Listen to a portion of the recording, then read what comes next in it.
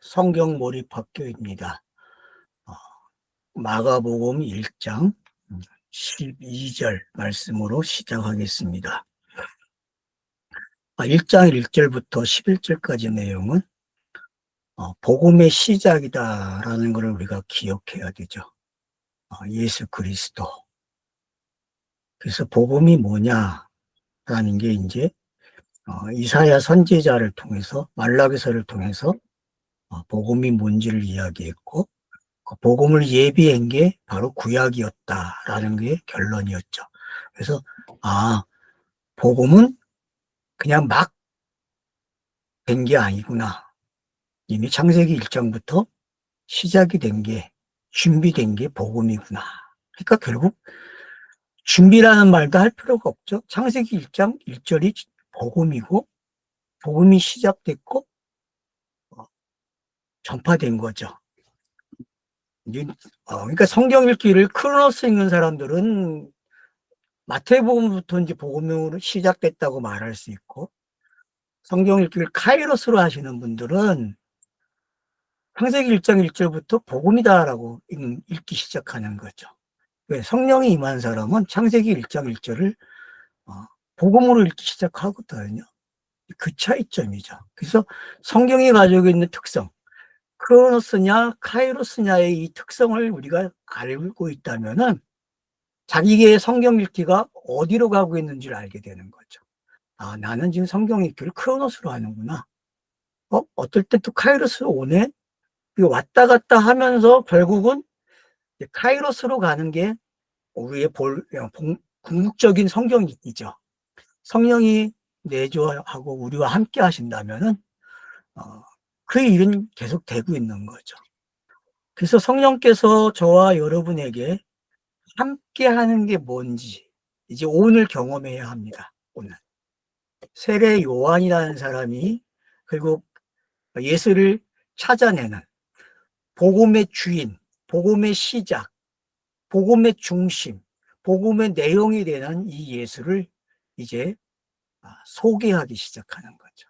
그래서 그는 요단강에서 그에게 세례를 줌으로써 자기가 가졌던 그 확신과 세례를 주면서 얻은 확신, 그리고 그가 물에서 올라오면서 하늘에서 들려오는 그 음성과 성령의 임재를 통해서 구약이 이렇게 성취가 된다는 것을 보여주고 있는 거죠. 그래서 성경이 짝이 있다. 크게 보면은 구약과 신약이 짝이다라는 걸 알 수 있죠. 그게 요한과 예수는 짝이죠. 요한과 예수는 짝이죠. 같은 그림이죠. 그래서 여러분들이 요한의 이미지와 예수의 이미지를 이렇게 합쳐 놓으면은 틀린 게 거의 없을 거예요. 담겨 있거든요. 요한의 모습 속에 예수는. 그래서 오늘 이제 본문을 읽으면 이렇게 읽어지죠. 또 즉시로 성령이 그를 강야로 데리고 나가셨다. 참 재밌어요. 또 즉시. 그래서 마가복음에는 이런 즉시라는 단어가 엄청나게 많이 나온다는 걸 알고 계셔야 돼요. 그래서 좀 바쁘다. 예수가 빨리빨리해요. 우리 문화가 빨리빨리 문화인데 마가복음에서는 예수가 빨리빨리 움직여진다. 근데 자신이 움직이는 게 아니라 누군가에 의해서 움직여지는 거죠. 누군가에 의해서. 여기서는 누가 움직이고 있습니까? 그분은 또 즉시 성령이 그를 강야로 데리고 가셨다. 성령이 강야로 데리고 간 거죠. 그러면 창세기서부터 우리는 이제 성령으로 강야로 데리고 간 사람들을 찾아내야 돼요. 아브라함이죠. 그죠? 아브라함뿐이 아닙니다. 노아의 아들들도 마찬가지고, 노아의 방주가 땅에 닿고 내려와서 시작되는 것을 봐도 성령이 함께하는 걸 알 수 있어요. 그러니까 여러분들이 노아나 아브라함, 또 이삭, 야곱 이런 인물들은요 전부 다 뭐예요? 성령으로 이끌림을 받은 사람들이죠. 그리고 강야로 갔다 그랬어요. 예수가 강야로 갔다? 재밌는 거 아닙니까, 여러분? 왜냐? 이미 구약 성경들을 많이 읽으신 분들은 강야로 갔어? 그러면은 이제 출국기가 이미 시작이 돼서 추적이 되겠죠. 여기에 또 아브라함이 빠질 수가 없죠. 그죠? 아브라함도 귀국으로 인하여서 가나안 땅에서 이주해 가는 모습을 볼 수 있어요. 그래서 아브라함 2번 이주하죠. 이집트로 또 멜기세덱으로, 멜기세덱이 아비멜렉 땅으로 이전을 하죠. 그래서 요 두 방향이 있었다는 거. 그러니까 블레셋 땅이죠. 아비멜렉 땅은. 그리고 이집트. 이 두 땅으로 가는 게 뭔지. 그럼 예수 시대에다 다윗 왕 시대에도 마찬가지입니다, 여러분. 그 시대에는 애굽으로 가는 일은 없었지만 블레셋과의 전쟁이 계속 있었죠. 그죠? 그게 뭔지만 아셔도 강야가 뭔지 알게 되는 거죠. 그 강야의 이해는 성경 읽는데 매우 중요한 한 부분이라는 걸 알게 되는 거죠. 아, 강야는 결국은 하늘의 뜻이 땅에서 이루어지는 아주 좋은 장소구나. 결국 성경이 기록되는 아주 중요한 장소라는 걸 알게 되는 거죠. 그래서 강야로 갔다는 이야기는 뭔가가 시작된다는 걸 알 수 있어요. 그 뭔가가 시작이 된다는 걸 알기 때문에 우리가 예수가 그리스도가 되는 이야기, 메시아를 기다리고 있는 이스라엘 백성들의 모습이 축약돼서 요 강야라고 하는 데서 시작이 되고 있는 거죠. 그래서 하늘의 뜻이 추상적으로나 상징적으로만 주어졌던 것들이 이제 실물이 나타나서 하늘의 뜻을 성사시키는, 완성하는 그런 강야가 돼버린 거죠. 그래서 성경 읽기가 이제 성숙해지는 거죠. 추상적이고 상징적으로만 봐야 했던, 비유로만 읽어야 했던 것들이 이제는 비유가 벗겨지면서 실제 그 당사자가 등장을 해서 강야가 뭔지를 해결해 주고 있는 거죠. 그래서 성경 읽기에서의 강야는 이제 꼭지점이 된 거죠. 강야는 최종적으로 이걸 이야기하는 거구나라는 걸 알게 되는 거죠.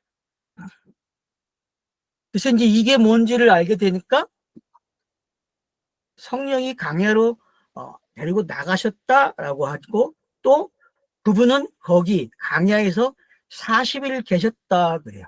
40이라는 숫자에 또 우리가 주시하게 되는 거죠. 40? 40이 뭐지? 우리가 이제 정탐꾼의 보고가 40일 동안 정탐을 하고 와서 보고를 하는 게 있었죠. 그 40이 40년이 되죠. 그죠? 40이 40년이 되는, 400년이 되는 이런 것이 뭔지를 알게 되는 거죠. 그래서 4라는 숫자로 시작해서 40이 나오고 결국은 400년으로 흘러가는 게 뭔지를 알게 되면은, 그래서 40세 이런 것들이 뭔지 우리가 알게 되면은 성경이 우리에게 말하고자 하는 메시지를 충분히 잘 파악할 수 있게끔 된다는 거죠. 그래서 40일 동안 계셨다. 이 말은 문자가 갖춰져 있는 시간입니다. 비유의 시간이에요. 이렇게 이해하세요. 그냥 40일은 뭐다? 문자 성경이 비유가 있는 시간이구나. 그리고 그 속에서 비유가 깨져 나오는 거죠. 깨져 나오는 내용들이 이제 시작이 되는 거죠. 그래서 사탄에 의해서 시험을 받았다 그래요. 그러면 강야는 시험을 받는 곳이구나. 그래서 아브라함도 시험을 받았고 이삭도 시험을 받고 야곱도 시험을 받는 거예요. 전부 이동을 하죠. 그죠? 자기가 살던 곳에서 다른 곳으로 이동을 하는 거예요. 거듭나면은 성도도 어떻게 합니까? 이동이 시작된 거죠. 그러면 그게 뭐예요? 강야가 시작되는 거죠. 그래서 양성이 시작된다고 제가 이야기하는 거예요. 성도는 거듭나야 양성이 시작됨으로써 강야 생활이 시작돼요. 그래서 강야는 곧 저와 여러분이 살고 있는 이 땅이 강야가 될 수 있는 거죠. 왜? 양성이기 때문에. 저와 여러분이 가지고 있는 속성이. 그런 거를 이제 이해를 하시면 좋을 것 같아요. 그래서 시험을 받았다. 그러면 도대체 무슨 시험을 받았느냐? 마가복음은 없다는 걸 아셔야 돼요. 시험 내용이 없어요. 되게 궁금하죠. 그죠? 근데 마태복음을 읽고 온 사람들은 마가복음을 해서 말을 하지 않아도 어느 정도 들어와 있어요. 그죠? 아, 3가지 시험, 이 정도는 가지고 있는 거죠. 그죠? 그죠? 근데 학자들은 이것 때문에 이제 마가복음이 기록이 제일 먼저다라고 이야기하는 거예요. 우선서를 주장하는 거죠. 마가복음이. 이런 것 때문에. 근데 이거는 저자의 어떤 기록 방식의 차이점으로 봐야 되지 꼭 거기서 그걸 찾아냈다는 거 중요할 수도 있어요. 학자들에게는. 그러나 성경 읽기를 하고 있는 사람들에게 그렇게 중요한 내용이 아니라는 거죠. 왜? 3가지 시험만 아니라는, 3가지 시험이라는 거는 중요한 거지만은 내용이, 그러나 여기서 시험 그랬을 때에는 성경 전체를 포괄적으로 가지고 있다는 거죠. 성경이 가지고 있는 그 환경, 문자가 가지고 있는 그 청박한 환경들, 그런 모든 것들이 뭐예요? 강야잖아요. 그리고 우리는 그 강야에서 같이 성경을 마주대함으로써 성경의 읽기가 시작되는 게 성도란 말이에요. 이게 에클레시아의 모습이죠. 에클레시아는 그래서 성경을 읽어야만 확실하게 등장을 하는 거예요.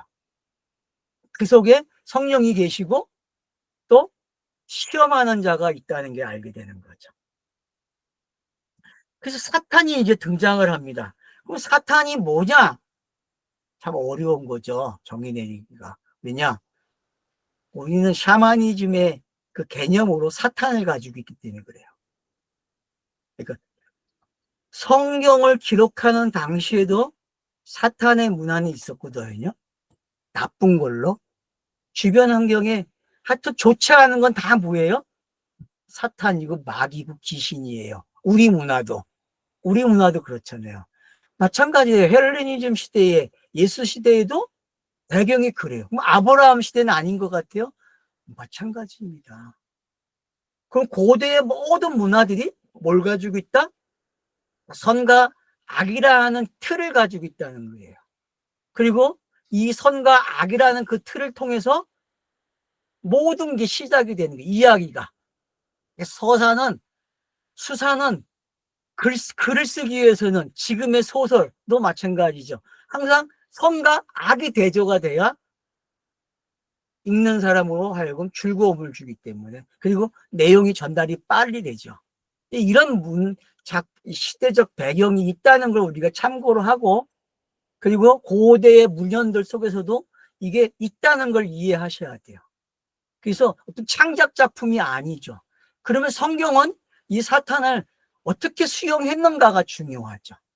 이 사탄을 바로 이해할 때에 창세기 1장 3장에서 나오는 그 뱀의 모습과, 그리고 요한계시록에서 말하는 그 뱀과 사탄의 관계가 어떤 거고, 또 여자의 모습이 뭔지, 음료가 뭔지, 이런 것들이 다 해결되는 거거든요.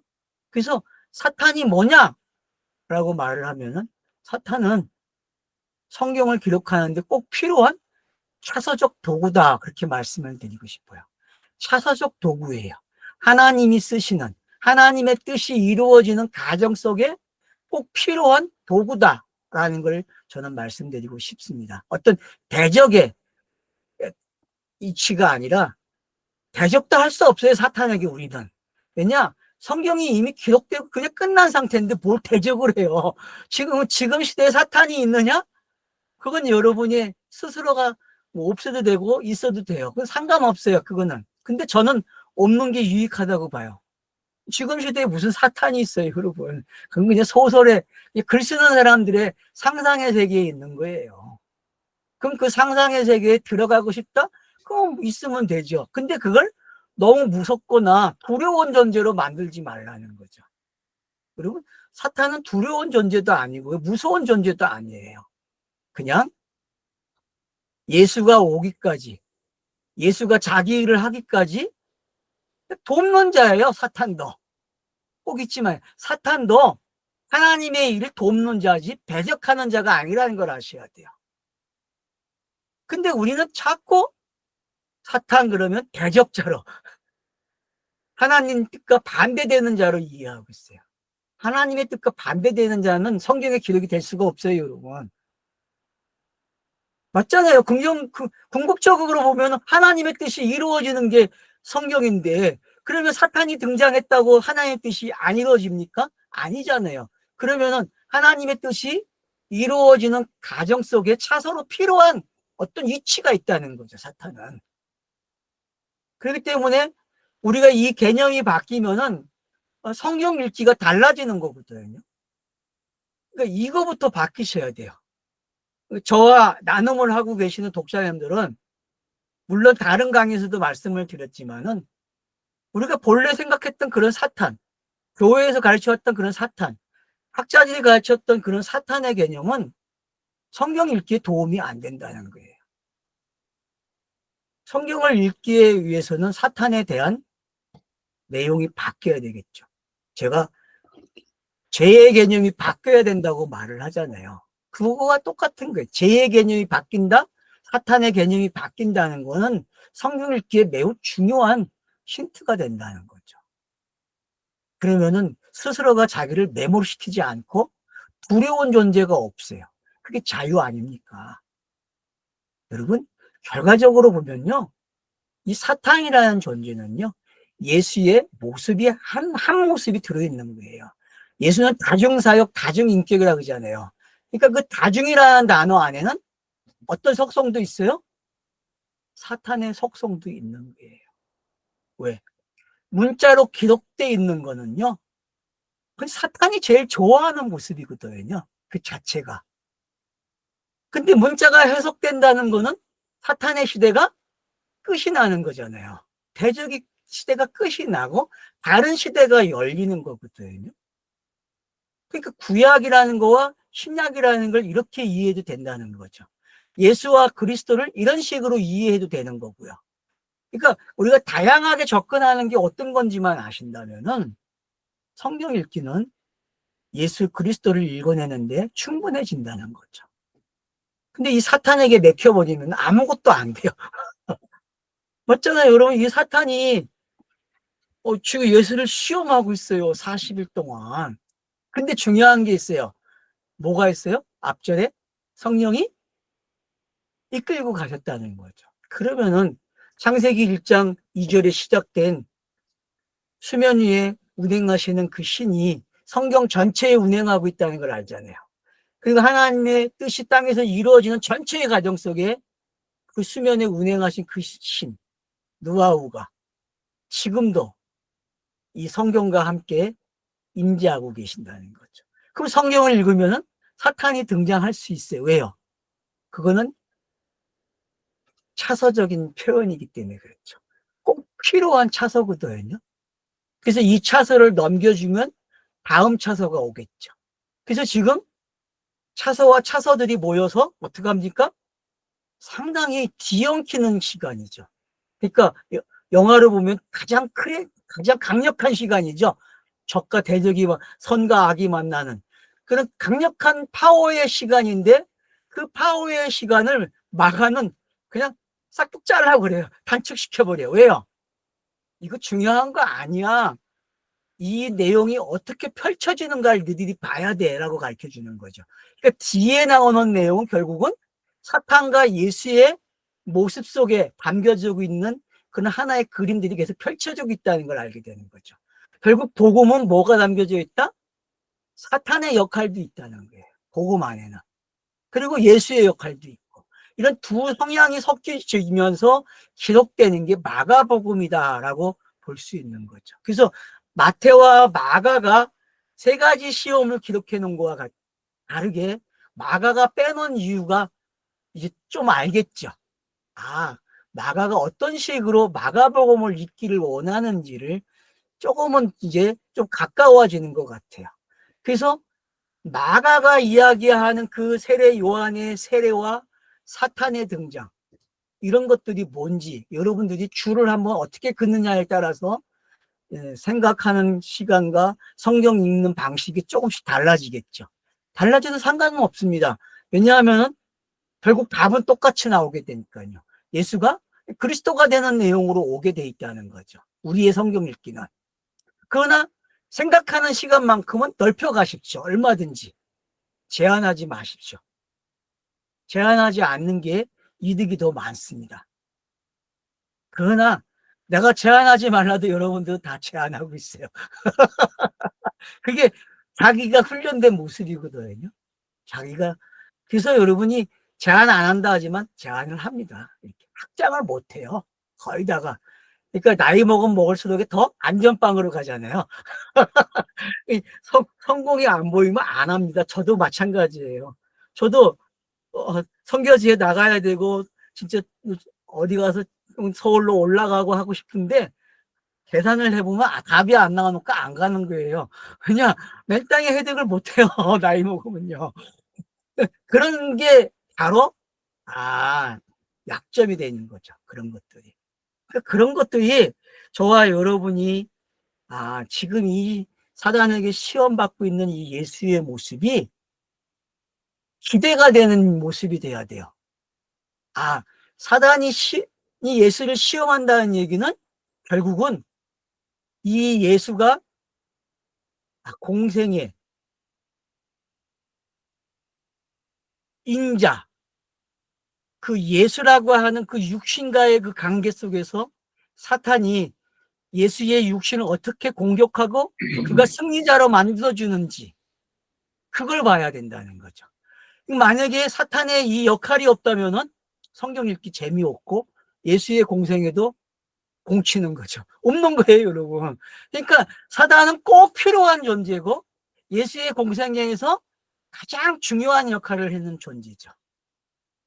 이런 입장에서 우리가 이제 사탄을 보게 되면은 괜찮죠, 그죠? 그 병든 자들, 귀신 들린 자들, 뭐 바리새인들, 서기관들 이런 사람들이 등장하게 되면은 이것들이 다 누구에게 잡혀 있는 것들이에요? 사탄에게 잡혀 있는 거고, 그리고 사탄에게 잡혀 있는 것을 예수는 어떻게 자연스럽게 수고하고 무거운 짐으로 가져오는 이야기가 되는 거죠. 그게 복음만이에요. 그게 대속제물이 되는 세례와 관계된, 여러분 세례를 제가 지켜보라고 했잖아요. 세례가 어떻게 나오는지 앞으로. 그 세례가 가지고 있는 속성, 세례 요한의 그 세례가 가지고 있는 그 속성을 알게 되면은 사탄의 역할도 알게 되고, 결국은 사탄이 있어야만 세례 요한의 세례가 증명되는 거죠. 이분이 맞다는 게. 그래서 스타로스가 세워지기까지 이 사탄의 역할은 중요하다. 이런 각도에서 요한계시록을 읽으면은 재미나게 성경이 읽어지는 거죠. 요한계시록. 근데 요한계시록을 이렇게 못 보니까 사탄이 두려운 존재가 되고 꿈을 꾸는 분들도 있어요. 눌려가지고 막 지쳐가지고 계시는 분들도 많은데 그럴 필요 없어요, 여러분. 이미 사탄의 이야기는 예수 때문에 필요한 거예요. 존재는. 하나님의 뜻이 땅에서 이루어지는 가정에 꼭 필요한 존재라는 사실. 예수도 필요하고 사탄도 필요하다. 근데 사탄이 예수가 그리스도가 되게 하는데 중요한 역할을 한다. 이거를 여러분들이 가지고 계시면 되는 거죠. 그러면 시험받는 예수가 왜 시험을 받는지 알겠죠. 그러니까 신으로 오지 않았기 때문에, 영으로만 오지 않았기 때문에, 육으로 왔기 때문에 시험을 받는 거예요. 무슨 얘기인지 알겠죠. 그래서 이 에클레시아가 있는 곳엔 뭐가 있다? 시험이 있다라는 게 이제 증명이 되는 거예요. 그래서 저와 여러분이 영과 육으로 가지고 있는 시간은 무슨 시간이에요? 이건 시험의 시간이고, 이 시험의 시간을 예수에게는 공생애라 그러는 거예요. 공생애. 저와 여러분에게는 제자 훈련과 사도로서의 나타나는 시간이겠죠. 이런 것들을 이해하신다면은 에클레시아가 뭔지 잘 이해가 되고 있는 거죠. 자, 또 그분은 짐승들과 함께 계셨다. 여기서 말하는 짐승들이 뭐겠습니까? 응? 여러분, 여기서 말하고 있는 짐승들이 뭐예요? 짐승들이 여섯째 날 만들어지죠? 네? 짐승들이 여섯째 날 만들어져요. 창세기 1장에서. 그 여섯째 날에 그 짐승들 보세요. 자, 세 종류죠? 들짐승이 있고, 집 안에 있는 게 있고, 기어다니는 게 있죠. 그죠? 그래서 세 종류가 있었어요. 여기서 말하는 짐승은 어떤 것 같아요, 여러분? 육축이에요? 아니면 들에 있는 짐승이에요? 기어다니는 거예요? 다 가리키는 거죠. 문자 성경이죠. 문자 성경. 여기서 말하는 짐승은 그냥 문자 성경이에요. 문자 성경. 때를 기다리고 있는 것들이죠. 그죠? 예수가 이거를 어떻게 해야 돼? 바꿔놔야 되죠. 그죠? 이 짐승을 하나님의 형상으로 바꿔놔야 돼요. 예수가. 문자가 본래의 하나님의 뜻으로 등장해야 되죠. 그런 성경 읽기가 지금 준비가 되고 있다는 걸 알 수 있어요. 또 천사들이 그에게 시중 들었다. 여러분 지금 보세요. 자, 사탄, 장선은 강이야. 그리고 시험을 받고 있고 거기엔 짐승도 있고 또 뭐가 있다 그래요? 천사도 있대요. 그러면 성경이 기록되는 조건이 다 갖춰진 거죠. 맞죠? 여러분 천사가 하는 일이 뭐예요? 계시를 전달하는 거예요. 하나님의 뜻을 전달하는 일을 했잖아요. 선지자들에게 전달하는 일을 했단 말이에요. 전달자의 역할이잖아요. 그래서 나쁜 소식을 전하는 자와 좋은 소식을 전하는 자가 요한계시록에 등장하잖아요. 그죠?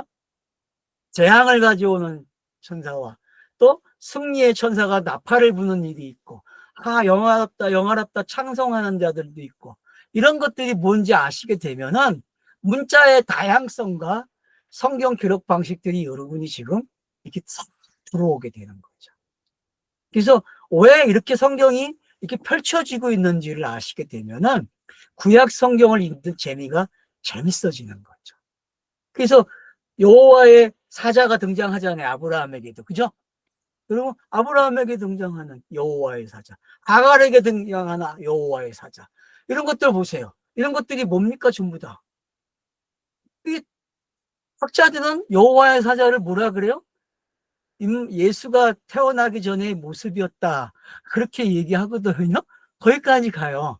여호와의 사자를 학자들은, 신학자들은. 근데 우리는 뭐 그렇게 말할 필요도 없죠. 천사가 그러면 뭐예요? 그냥 이미 그냥 전달자예요. 그럼 뭘 전하는 자냐? 선악을 전달해 주는 거죠. 이 땅에 펼쳐져야 될 일들. 그 펼쳐질 일에 당사자가 등장했으니까 확인해야 돼요, 안 해야 돼요? 모든 것들이. 자기들이 해왔던 역할의 당사자가 등장한 거잖아요. 예수가 시험을 받고 있다는 거는 구약의 성경이 지금 당사자들이 와가지고 확인을 해야 돼요. 맞는지. 이분이 하는 일들이 맞는지 확인해 주는 장소예요. 그래서 강야, 이제 이미지가 좀 달라지고 있죠, 여러분. 이 강야는 그 달라져야 됩니다, 여러분. 우리도 강야에서 시작을 하지만 강야에 대한 이미지를 바꿔 놓으셔야 돼요. 나쁜 게 아니라 그 나쁜 거와 좋은 게 합쳐져서 어떤 내용을 만들어내고 그 내용의 결과물들이 결국 예수가 진짜네, 그 메시아 맞네 라고 확인시켜 준다는 게죠. 그게 바로 이 강야의 모습이고 주변에 등장한 것들의 역할이었죠. 그래서 이 들짐승과 천사와 사탄의 역할은 잘 짜여진 거죠. 성경의 문자적 짜임새의 모습이 어떤 건지도 보여주고 있고, 그 성경의 중심이 되는 예수가 어떤 건지 지금 잘 던져주고 있는 거죠. 이 그림을 어떻게 받아먹느냐에 따라서 마가복음에 읽는 방식이 달라지겠죠. 여러분은 어떻게 시작하고 싶습니까? 마가가 원하는 대로, 마가가 가자고 하는 대로 가고 싶습니까? 그러면은 쫓아와 보세요. 그러면 마가가 여러분들에게 문을 활짝 열어줄 겁니다. 그래서 강야라는 곳에 성령이 계시고 사탄이 있고 짐승이 있고 천사가 있다는 게 어떤 배경인지, 이건 성경에 기록되는 요소들이에요. 기가 막힌 요소들. 이 기가 막힌 요소들이 지금 예수에게 집중하는 거예요. 왜? 자기들이 해왔던 그 상징의 역할이 진짜가 어떻게 해결하는지, 진짜가 어떻게 나타내고 있는지 봐야 되지 않아요. 그래서 구경꾼이 돼가지고 마가가 기록하는데 지금 참여자가 되는 거예요. 그럼 저와 여러분도 성경을 읽고 강의를 들으면서 참여자가 되는 거거든요. 근데 어떤 참여자가 되느냐가 중요한 거죠. 어떤 참여. 내가 거듭난 상태로서의 참여자냐, 아니면 거듭나지 않은 상태의 들짐승의 모습인지, 뭐 사탄의 모습인지, 천사의 모습인지, 부족한 모습 속에 있다는 거죠. 근데 부족하지 않은 모습, 이들이 가지고 있는 그 부족함을 예수는 자기가 가져옴으로써 완전하게 드러내거든요. 그런 가정들을 저와 여러분은 걸치게 된다는 거죠. 아마 흙탕물이 될 수도 있어요. 근데 흙탕물이 됐다고 해서 좌절할 것도 없고, 흙탕물은 그냥 놔두면 어떻게 됩니까? 시간이 되면은 그냥 가라앉아요, 여러분. 그게 중요해. 흙탕물도 결국은 깨끗해진다는 거야, 가라앉으면은. 이게 뭔지 아시면 되는 거죠. 이게 뭔지. 문자가 가지고 있는 게 그런 거예요, 여러분. 문자를 막 건들면 어떻게 먹물이 일어나가지고 맑았던 물이 먹물이 돼버린다니까. 근데 차분하게 딱 가다앉히면 정체가 드러나는 게 있어요. 그게 여러분에게 마가복음을 읽는 어떤 하나의 모습이 되길 저는 바라요. 어느 모습을 봐도 두려워하지 마시고, 자기가 어디에다가 참여한다 해도 두려워하지 마십시오. 그거는 가정 속이에요. 마가복음이 끝나봐야 알아요. 무슨 얘기인지 알겠죠? 16장까지 가봐야, 아, 내가 여기까지 왔구나. 아, 내가 이런 완전한 모습으로 있네. 이런 복음의 내용이 꽉 차질 겁니다. 알차게. 자, 다음 구절 보세요. 그러나 요한이 넘겨진 후에 예수께서 갈릴리로 가셨고 하나님의 왕국의 복음을 선포하셨다. 자, 분명하죠. 요한이라는 사람이 갇혔다. 이제 구약에 갇혀있는 모습이 되는 거죠. 그죠? 구약이 더 이상 못하잖아요. 구약은 더 이상 하면 안 되거든요.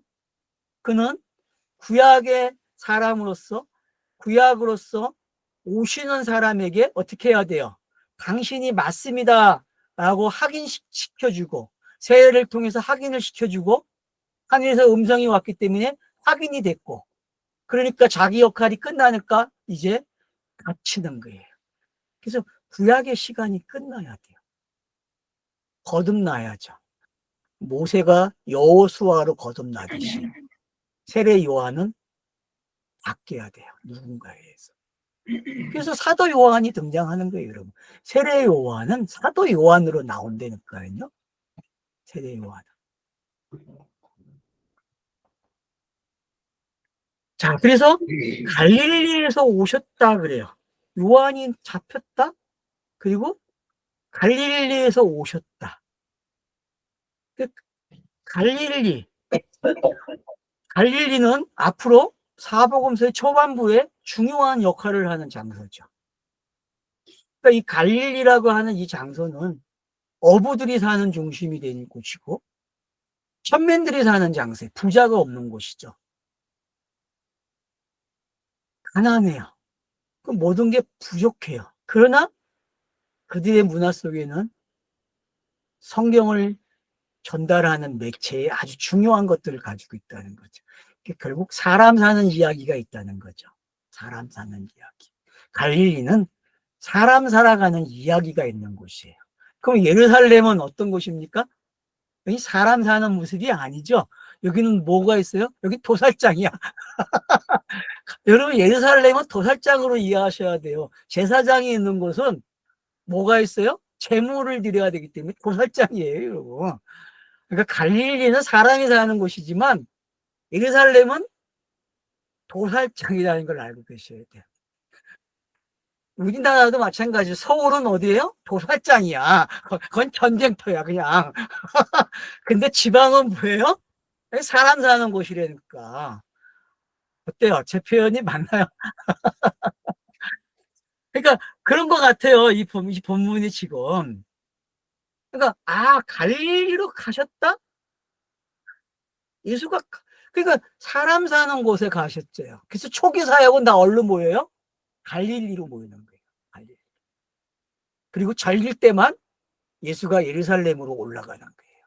절길 때만. 나머지는 전부 여기서 사시는 거예요. 왜? 가봐야 맨날 다퉈요. 그러니까 안 올라가니까 그들이 와요, 안 와요? 예루살렘에서 첩보 온들이 온다니까 예수를 지켜보는 증인들이. 그 나중에 증인을 만들어야 되잖아요. 그런 자들이 뭐 갈릴리로 온다니까요, 여러분. 그러니까 이 갈릴리라는 장소가 어떤 곳인지. 그러면 여러분들이 가나안 땅이 구약의 뭐예요? 보고죠. 보고잖아요. 갈릴리는 가나안 땅과 같은 장소라고 보셔도 돼요. 가나안 땅. 그리고 가나안 땅의 중심은 또 어디예요? 예루살렘이잖아요. 이렇게 읽어내셔도 돼요, 여러분. 그래서 갈릴리라는 것이 어떤 건지. 그래서 여러분들이 이 갈릴리와 관계된 구약의 사건들을 추적해 보세요. 꼭. 이 시간 딱 정지시키고 갈릴리라는 단어를 치셔가지고 갈릴리 사건들이 크게 난 사건들 많이 기록되는데 갈릴리에서 많이 기록되는 내용을 한번 읽어보세요. 그러면은 왜 갈릴리가 이렇게 사용되고 있는지 알게 돼요. 무슨 얘기인지 알겠죠. 그래서 역사서에서도 한번 선지서에서도 한번 꼭 찾아보세요. 선지서에도 나오거든요. 갈릴리. 그러면은 요 두 개만 찾아보셔도 여러분들이 왜 예수가 갈릴리에서 사역을 하게 되는지를 알게 되는 거죠. 그래서 초기 사역이 왜 갈릴리인지 여러분들이 짐작할 수 있어요. 그리고 중요한 메시지가 나오죠. 하나님의 왕국의 복음을 선포하셨다. 그래서 1장 1절의 매체를 마가가 고집하고 있다는 걸 알고 있어요. 그러니까 하나님의 왕국은 결국 뭐다? 복음이다라는 걸 정리하고 있는 거죠. 그래서 왕국이 어디 있다가 아닙니다, 여러분. 복음이 있으면 뭐예요? 그것이 곧 왕국이에요. 그러니까 복음을 내용을 가지고 있는 사람, 복음이 된 사람, 그 사람을 뭐라 그래요? 거듭났다 그래요. 그 거듭난 사람이 삶이 뭐예요? 복음이죠. 거듭난 사람은 삶이 복음이 돼야 돼요. 도덕윤리 생활이 되면 안 됩니다, 여러분. 복음이에요, 복음. 그게 왕국이에요. 그게 하나님 나라란 말이에요. 그러니까 우리가 자꾸 착각을 해요. 하나님 나라는 복음 자체예요, 여러분. 그 복음이 누구냐? 예수고. 그래서 예수가 그리스도가 되는 그 내용에 복음이 담겨져 있단 말이에요. 그래서 예수가 사라지는 거예요. 왜? 뭘로만 남아야 돼요? 복음으로 남아야 되기 때문에. 예수가 남아있으면 예수는 또 뭐가 돼요? 이 땅에 우상이 되는 거죠. 우상. 그래서 하나님 왕국의 복음을 선포하셨다라는 것은 마가복음의 직선을 설명하는 거죠. 마가복음은 어떻게 할 거다? 이거밖에 없다, 내용이. 그러니까 예수의 움직임, 예수의 행동들, 예수의 이동은 뭐다? 왕국의 이동이고 이게 곧 뭐다? 복음이다라고 정의가 내려져야죠. 이게 되면은 성경 읽기가 쏠쏠해지고 재밌는 거죠. 얼씨구가 되는 거죠. 여러분 좀 얼씨구가 나옵니까? 성경 읽기 하면은 얼씨구가 돼야 돼요. 그래서 왕국이라는 단어와 복음이라는 단어가 지금 여러분 마가복음에서 복음이 몇 번 나오는지 아세요? 한번 쉬어보세요. 마가복음 1장에서 복음이라는 단어가 나오는 횟수를 이렇게 탁 번호를 쓰세요. 1장 1절에 한 번. 그리고 또 어디에 나옵니까? 나도 지금 체크를 안 해놔가지고 빨리 찾지를 못하네요. 그러니까 이게 숫자를 쉬세요. 제가 알기로는 세 번째인가 그래요. 지금 이게 복음이 나온 지가 네 번인지 세 번인지 그래요. 세 번이 맞을 거예요. 자, 그러면 이제 우리는 강야가 있고 성령이 있고 그리고 사탄이 있고 들짐승이 있고 그리고 천사가 있는 이 그림 속에서 이제 예수가 뛰쳐나와서 하는 일을 보기 시작해요. 그래서 정의를 내려줘요. 예수가 하는 일은 뭐다? 하나님 나라를 전파하는 것이다. 그리고 하늘나라의 하나님의 왕국은 복음 선포다. 그래서 이 복음 선포라는 게 어떤 건지. 그래서 사도들에게도 사도행전은 복음 선포잖아요. 사도행전도요. 여기도 마찬가지로 예수 자신이 복음을 선포하고 있다. 그러면 이제 그 다음 절부터 나오는 내용은 뭐겠습니까? 복음의 내용이 어떻게 설파되고 있는지 이제 확인할 수 있죠. 예, 쉬었다 하겠습니다.